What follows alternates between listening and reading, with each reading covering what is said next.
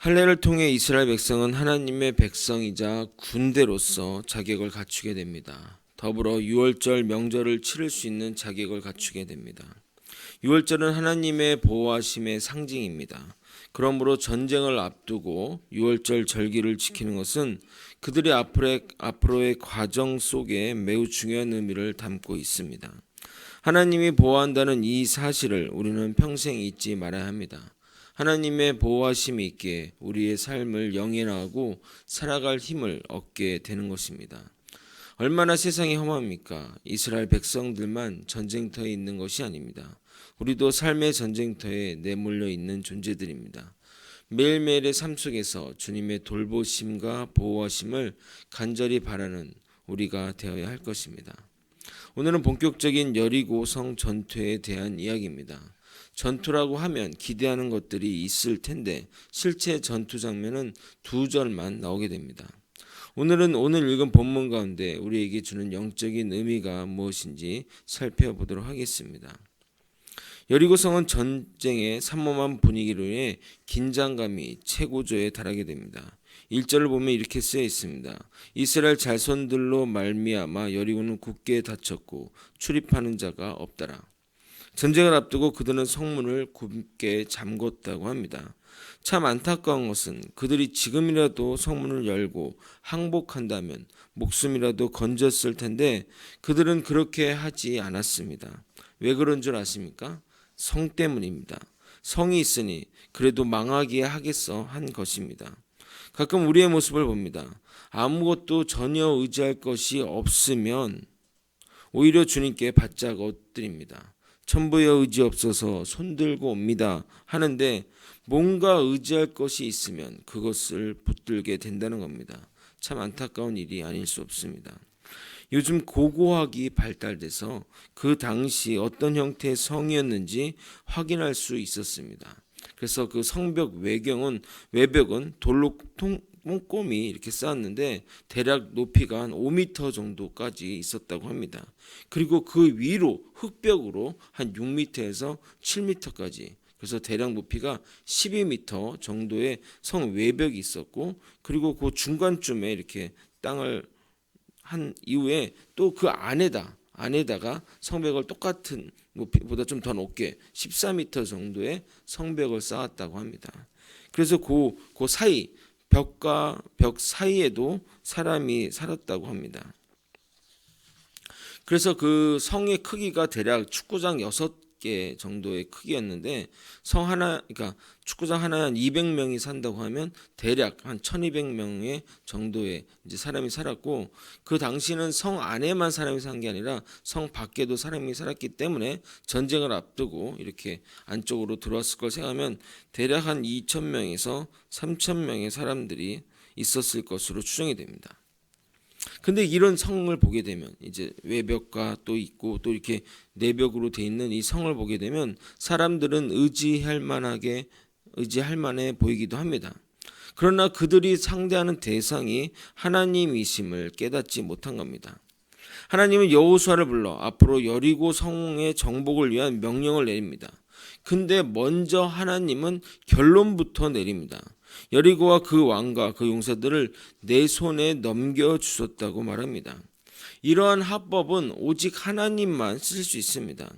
세상의 합법은 이러저러해서 이런 과정을 거쳐 이렇게 될 것이라고 말합니다. 그러나 하나님의 합법은 다릅니다. 결론부터 먼저 말합니다. 창세기에도 태초에 하나님이 천지를 창조하시니라 라고 선포하고 그 내력들을 펼쳐가게 됩니다. 이 여리고의 성의 정복도 마찬가지입니다. 먼저 그 성을 선포하고 그 과정을 지시하게 됩니다. 그런데 전쟁 준비 과정도 좀 황당했지만 전쟁을 치르는 과정도 황당합니다. 모든 군사들이 그 성 주위를 한 바퀴씩 돌라는 명인데 6일 동안 아무 말 없이 무건수행하듯이 그렇게 하라는 겁니다. 그리고 마지막 7째 날은 제사장 7이 양각 나팔을 잡고 언약궤 앞에 나아가며 7바퀴를 돌게 합니다. 그리고 돈 후에 제사장이 양각 나팔을 뿡 보면 백성들이 큰 소리로 외치라고 합니다. 그러면 성벽은 무너질 것이고 백성들은 거기를 향해 앞으로 나아가라고 지시합니다.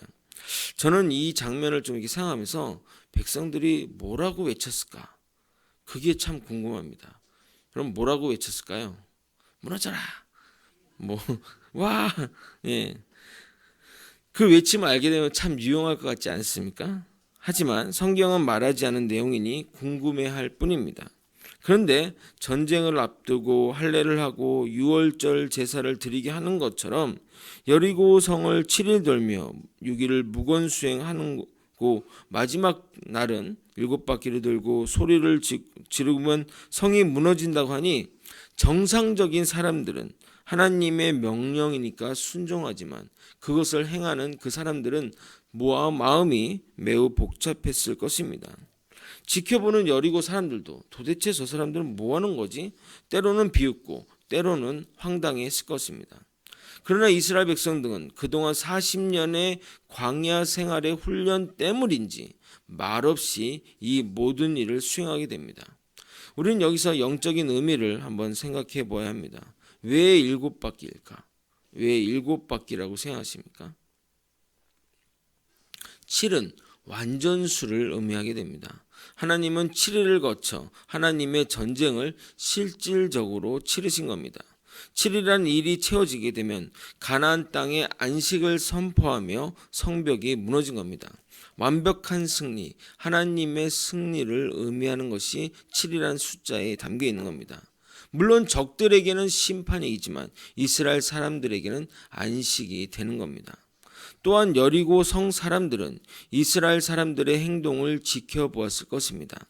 대부분 성벽에 기대어 경계를 섰을 것이고 경계를 서지 않는 사람들도 밖에서 무슨 일이 벌어지는지 궁금하게 성벽 근처에서 지켜보았을 것입니다. 그 와정 중에 개인의 어떤 일을 하고 하는 사람들은 거의 없었을 것입니다.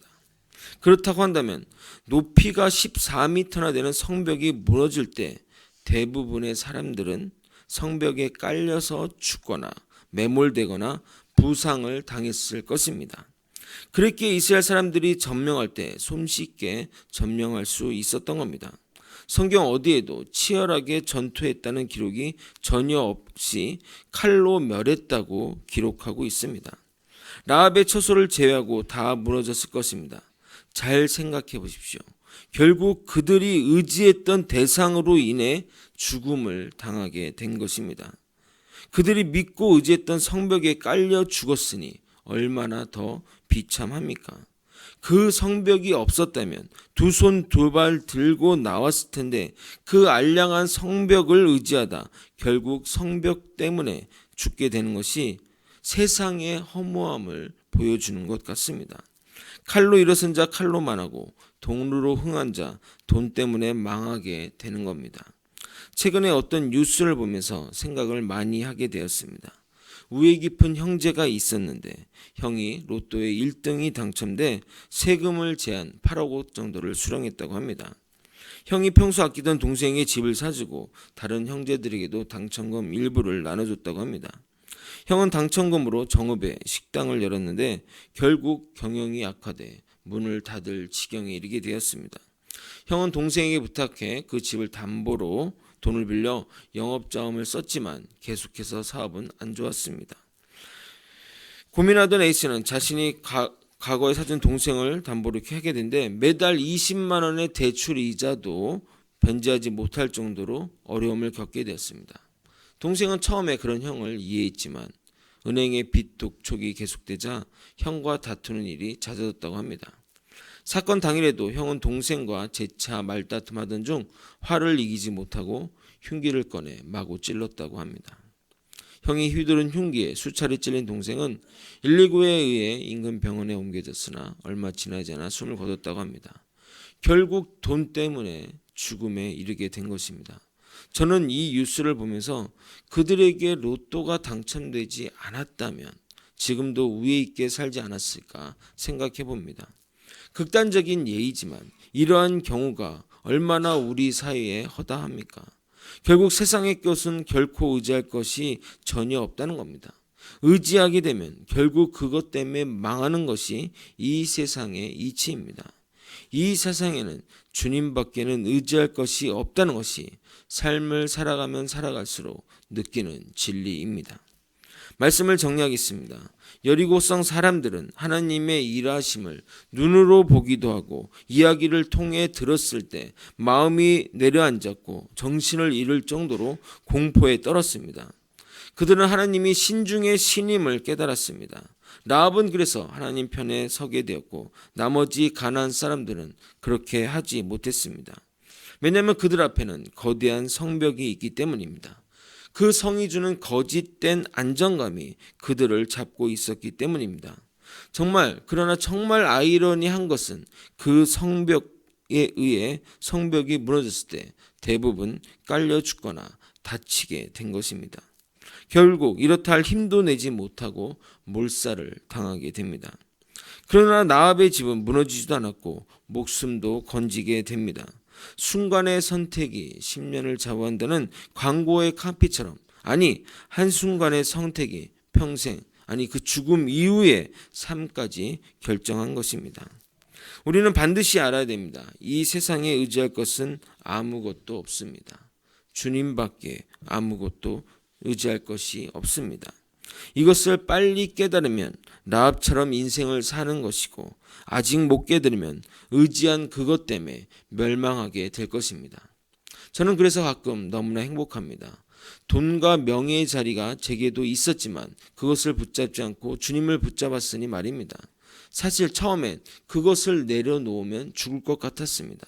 신학교 가기 위해 사업을 내려놓을 때 얼마나 근심 걱정이 많았는지 모르겠습니다. 사실 그것 때문에 사역의 길로 가는 것이 좀 늦어지기도 했습니다. 부르신 지는 한참 되었는데 그것을 못 내려놓아서 늦게 왔기 때문입니다. 그래도 지금이라도 왔으니 얼마나 다행입니까?